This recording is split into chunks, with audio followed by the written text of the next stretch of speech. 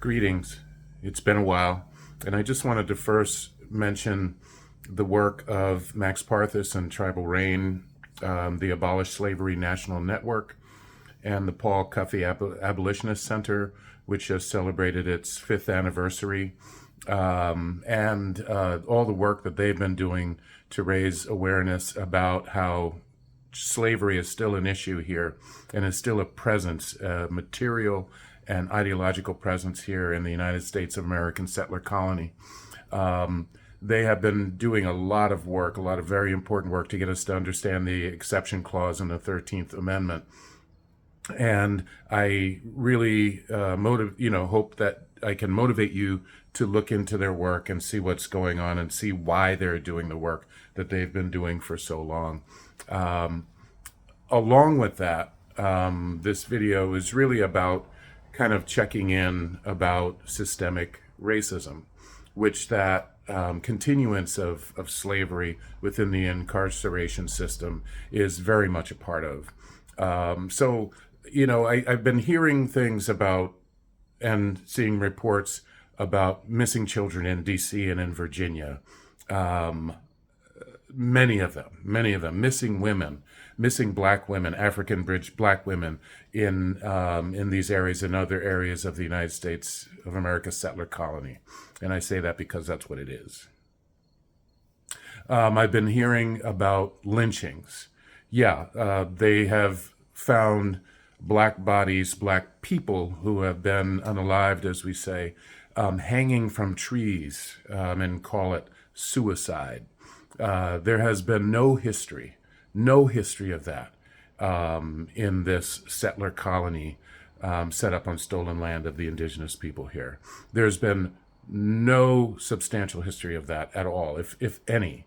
That is how Europeans, bridge white people, kill African bridge black people. That's the history here. So we have that going on. We still have medical racism going on with African bridge black women in the medical system, in particular in natal situations, maternity situations, where they're dying at 3 times the rate of white women. We still have great numbers of incarcerated African people, black people in this system.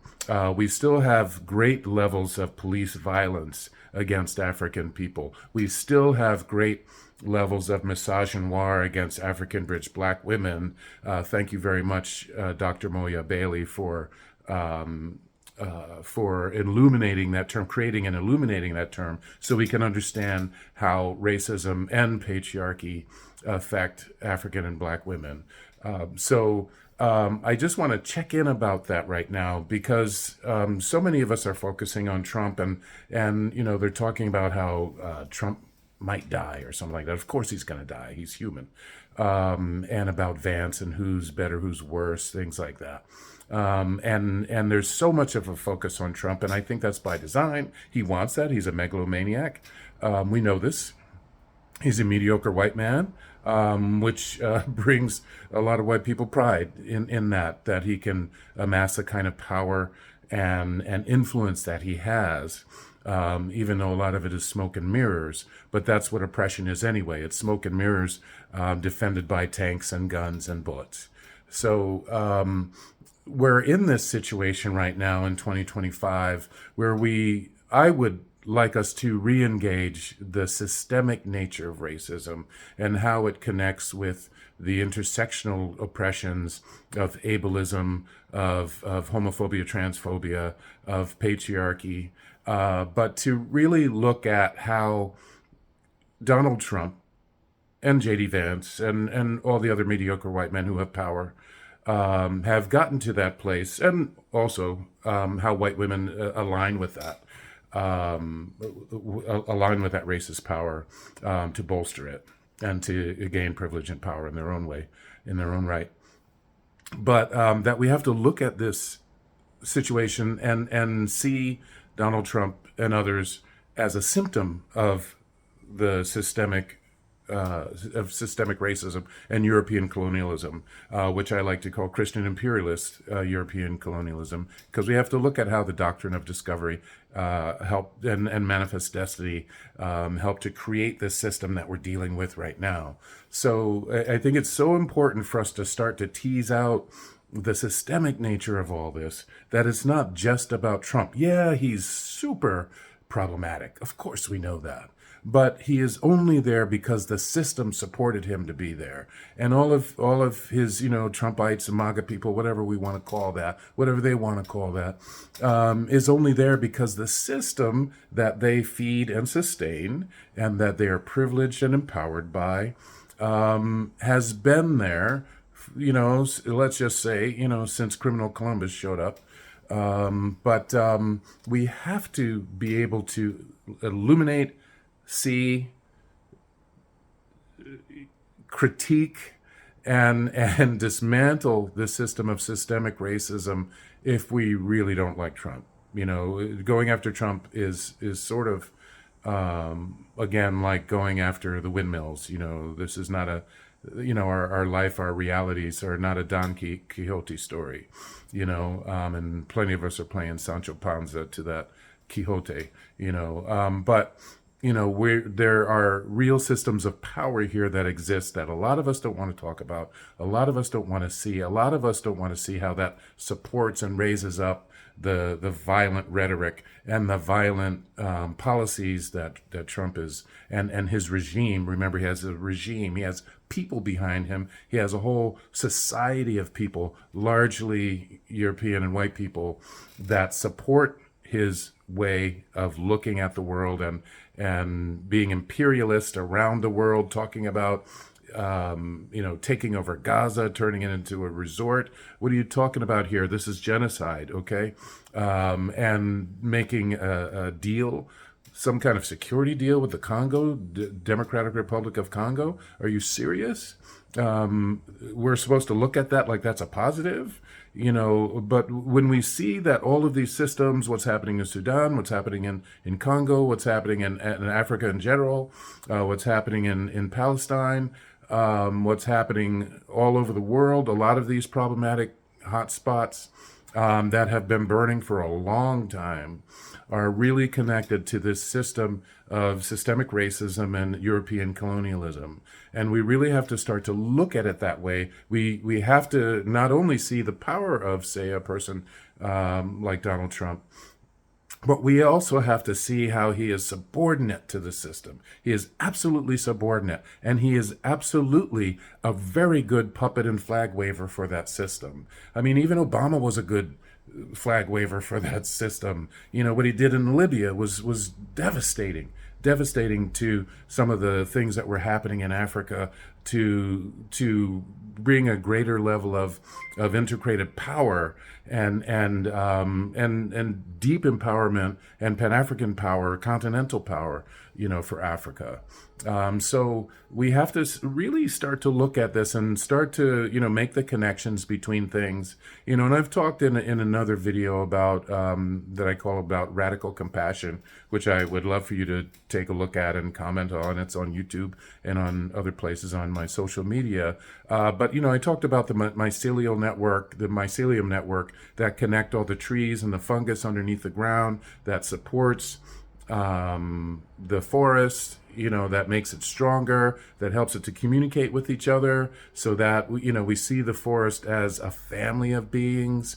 But just like we humans are a family of beings around the world, that we can understand that and come to a deeper level of radical compassion for each other. Now, likewise, that systemic nature of the toxicity of connection that is not mycelial because it's a support network, but that the systemic oppression is, if you will, kind of a metaphor in the other direction of destruction and of toxicity, of oppression, of harm, of violence, so that we have to be able to see how when we struggle to take down the power of any part of that system, that we weaken other parts of the system. All right?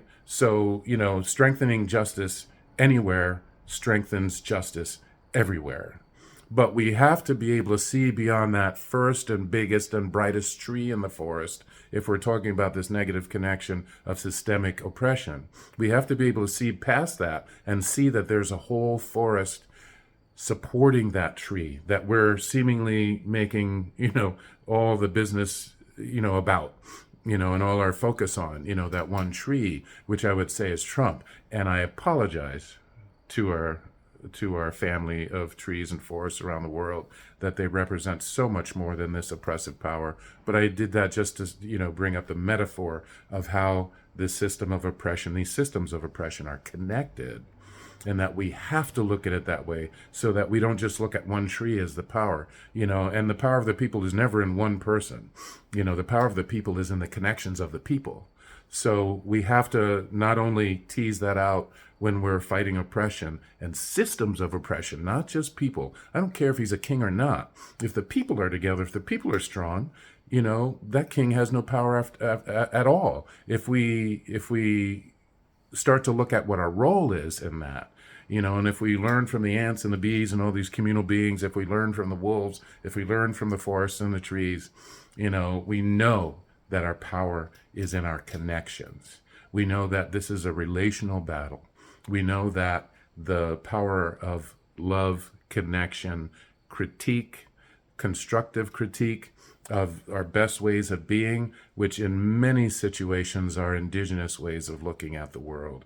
And that's one of the reasons why, culture is so important as we look at this. There's so many people talking about a lot of these things, and we want to be able to put them together so that we can create a culture of liberation, a culture of this pushback against all these negative trends, and also to create a context in which all of our treeness, all of our plantness, all of our nature can grow together with the support of our cultural mycelium network.